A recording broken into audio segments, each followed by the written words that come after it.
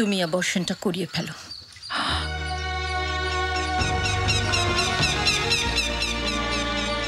চমকে উঠলে যে?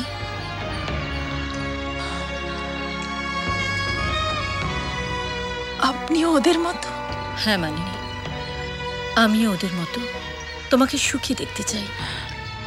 কিন্তু আপনি তো মেয়েদের অন্যায়ের বিরুদ্ধে প্রতিবাদ করতে শেখান, তাই না?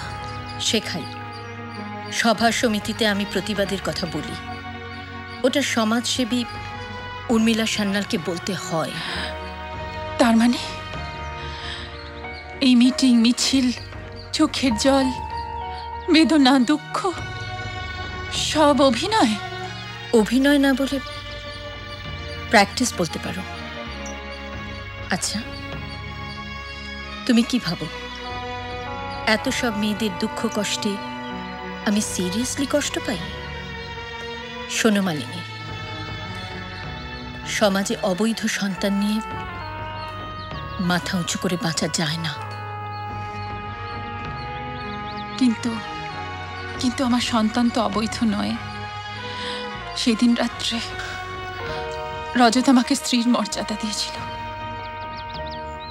তাহলে রজত বাচ্চাটাকে অস্বীকার করে কি করে?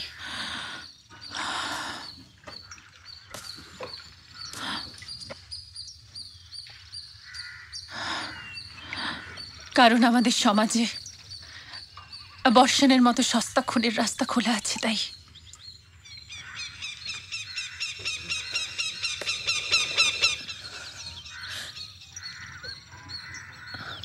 শোনো মালিনী, আমি জানি প্রথম সন্তানের জন্য মেয়েদের একটা দুর্বলতা থাকে,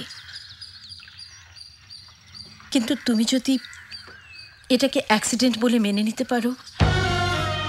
অ্যাক্সিডেন্ট ভেবে মেনে নেব? মালিনী, শুধু মেনে নেবেই না, চেষ্টা করো তুমি ঘটনাটাকে ভুলে যেতে। জীবনে এরকম অনেক ঘটনা মন থেকে মুছে ফেলার জন্য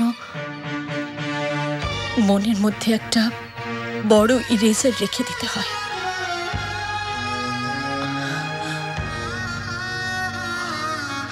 যত মুছতে পারবে তত ওপরে উঠতে পারবে মালিনী। আপনি পেরেছেন আপনার জীবনের সব এরকম ঘটনা মুছে ফেলতে? না পারলে এখানে পৌঁছলাম কি করে?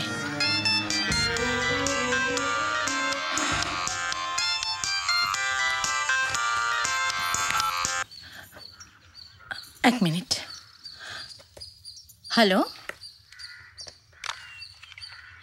হ্যাঁ, তুমি কখন ফিরলে? রঘুকে বলো তোমাকে এক কাপ চা করে দিতে। শরীর ঠিক আছে তো? শোনো, আমার একটু দেরি হবে, মনে করি প্রেশারের ওষুধটা কিন্তু সময় মতো খেয়ে নিও।